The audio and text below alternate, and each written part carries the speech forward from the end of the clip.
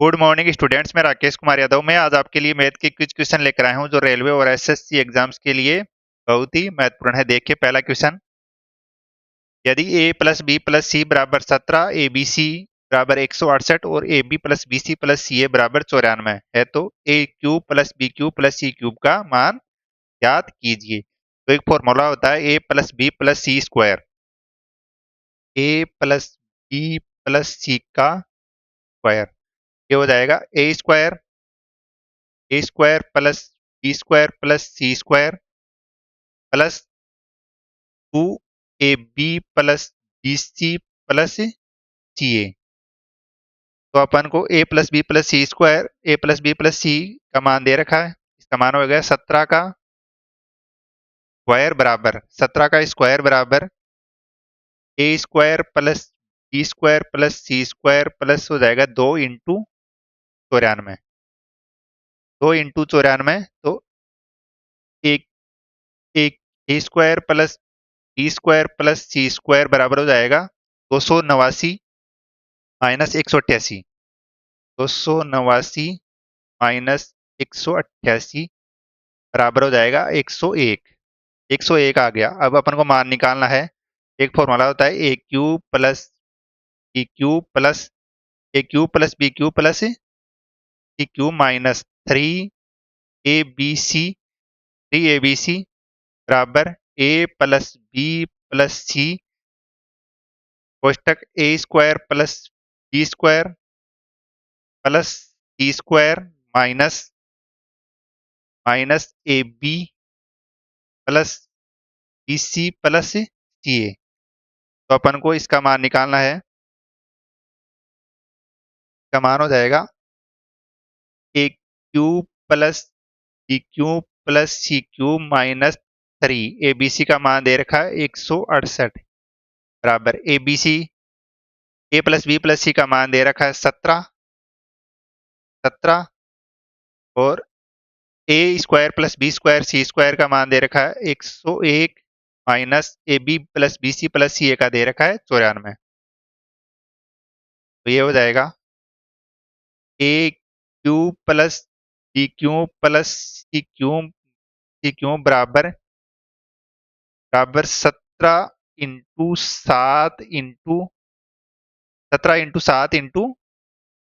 7 plus 504। तो इसका मान दे 17 इंटू 7 119 प्लस 504 बराबर हो जाएगा 723। आगे देखिए स्टूडेंट्स दूसरा क्वेश्चन, यदि एक समद्विबाहु समकोण त्रिभुज के कर्ण की माप 8 है तो त्रिभुज का क्षेत्रफल ज्ञात कीजिए। तो त्रिभुज का क्षेत्रफल, समद्विबाहु समकोण त्रिभुज का क्षेत्रफल, समद्विबाहु समकोण त्रिभुज, समद्विबाहु समकोण त्रिभुज का क्षेत्रफल, समद्विबाहु समकोण त्रिभुज का क्षेत्रफल बराबर हो जाएगा कर्ण का स्क्वायर बटा कर्ण का स्क्वायर बटा 4। तो कर्ण कितना है 8 इंटू 8 बटा 4, 4 से चला गया 2 बार, 8 दूनी 16 सेंटीमीटर स्क्वायर। आगे देखिए तीसरा question, 19 into 9 plus 31। 19 into 9, 19 into 9 plus 31 तो 29 इंटू 9 जाएगा 171 multiply 31 into 10 310 plus 32 into 11, 32 into 11 हो जाएगा 352 बटा 233.25 इंटू 2। तो ये जाएगा 266.50,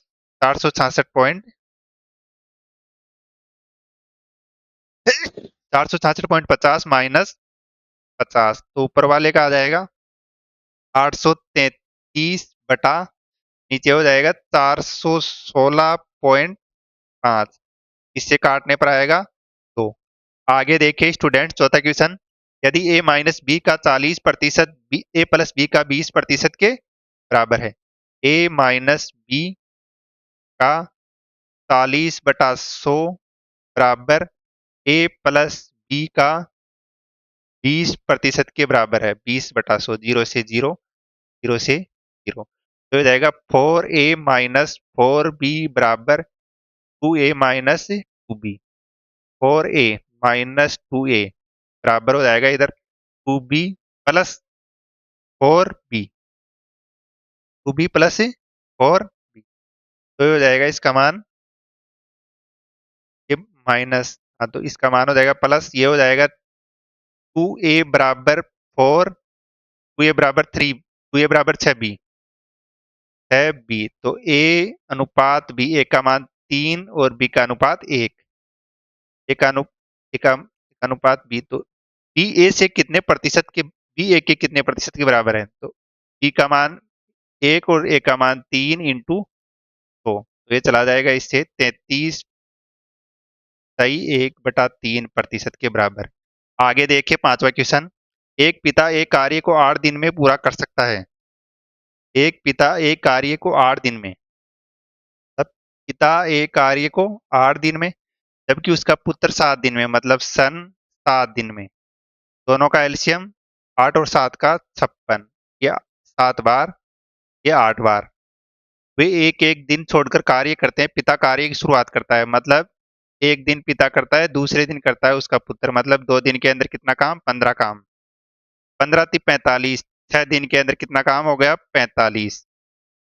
6 दिन में 45 काम। 7वें दिन पिता करेगा 7 की स्पीड से 45 और 7 52 और 7 काम कितना बचा, 3 काम बचा। कौन करेगा, पुत्र करेगा 8 की स्पीड से। 7 सही 3/8 दिन। 7 सही 3/8 दिन।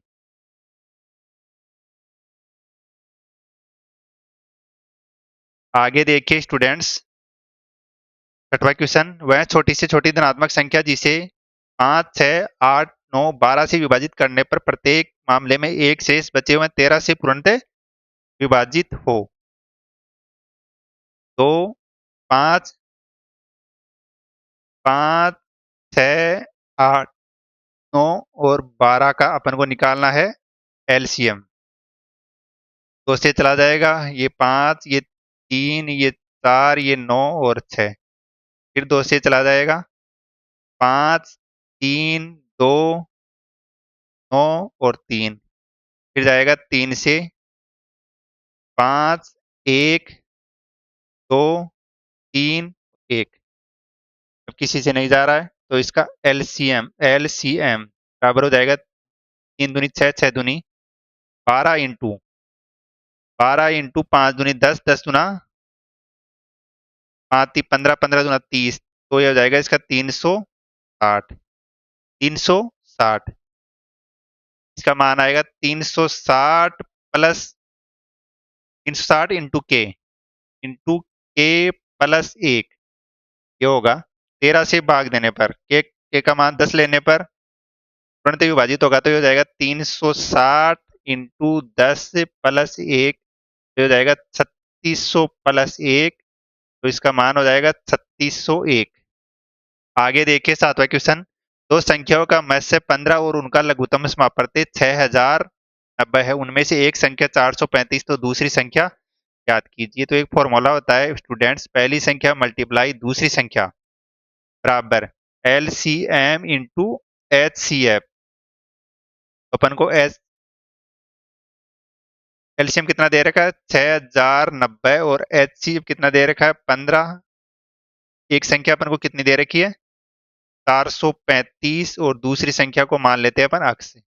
ये इसे 15 से चला जाएगा, 15 दूना 30, 29 बार, 29 बार। और ये 29 से चला जाएगा अक्स बराबर 6090, 6090 29 से चला जाएगा 210 बार। आगे देखिए आठवां क्वेश्चन। एक आदमी एक लड़का एक कार्य एक साथ कार्य करते हुए किसी कार्य को 24 दिन में पूरा करते हैं। एक आदमी, 1 मैन प्लस 1 बॉय, एक कार्य को करता हुआ कितने दिन में, 24 दिन में पूरा करते हैं। यदि अंतिम 6 दिन आदमी अकेला कार्य करे, तो कार्य 26 दिन में समाप्त होता है। 20 दिन तक तो आदमी और लड़का साथ काम करेगा, एक मैन प्लस एक बॉय। कितने दिन तक?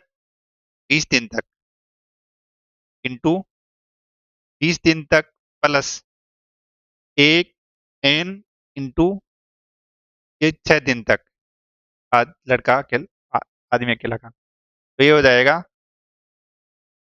1 man plus 1 boy multiply 24 minus 20, 24 minus 20 बराबर इधर हो जाएगा 1 मैन इंटू 6, 1 मैन इंटू 6 हो जाएगा मैन प्लस बॉय इंटू 4 बराबर मैन इंटू 6। तो मैन प्लस बॉय बराबर हो जाएगा बराबर मैन, तो मैन प्लस बॉय की स्पीड आ जाएगी 6 की और मैन की आ जाएगी 4 की। तो इसमें मैन और बॉय, मैन की स्पीड 4 की है तो बॉय की आ जाएगी इसमें 6 की स्पीड, बॉय की आ जाएगी 6 की स्पीड। 24 दिन के अंदर करता है, मतलब दोनों मिलके 4 और 2 6 की स्पीड से काम कितने दिन में करता है? 24 दिन में, 24 दिन में। तो लड़का अकेला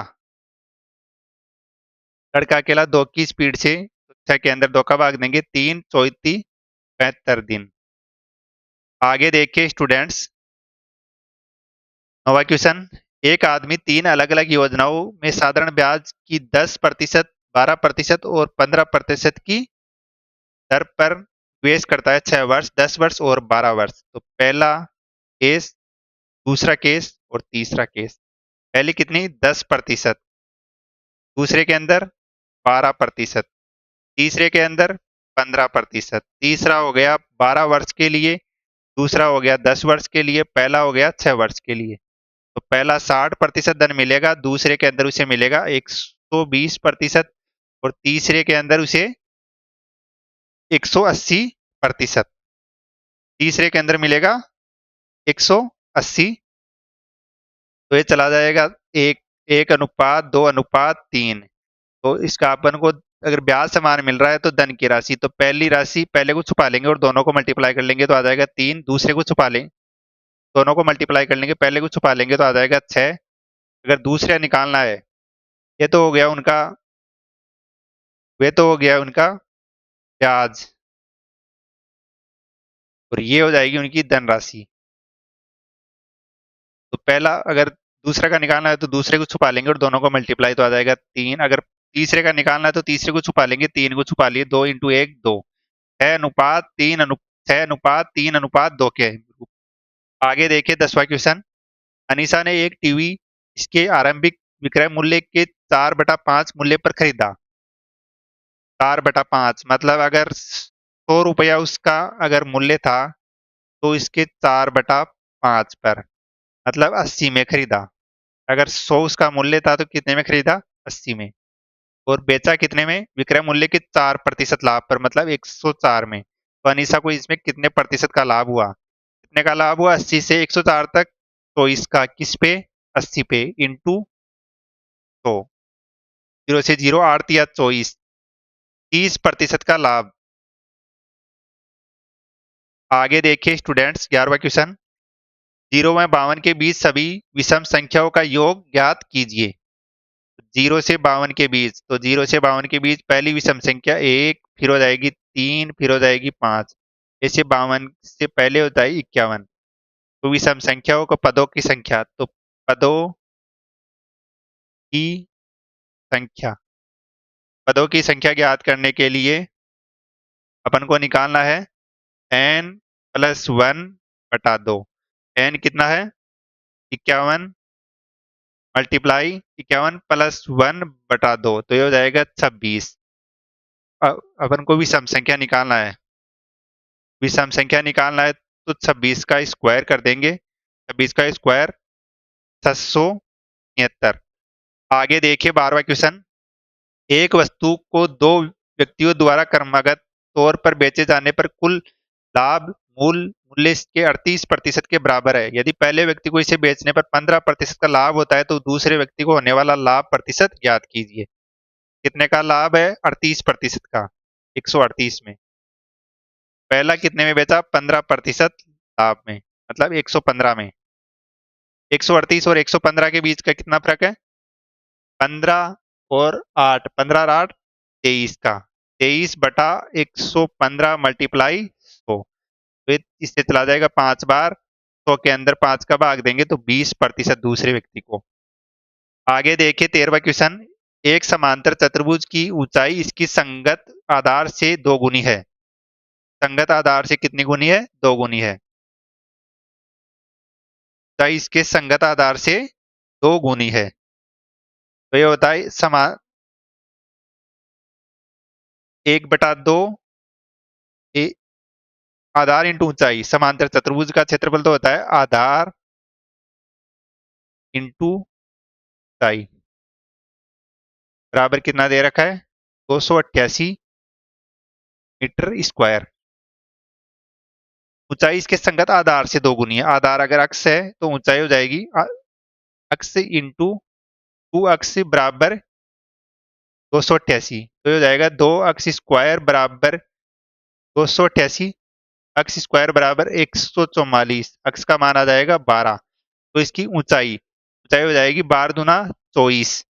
धन्यवाद स्टूडेंट। चैनल को लाइक शेयर सब्सक्राइब करें ज्यादा से ज्यादा।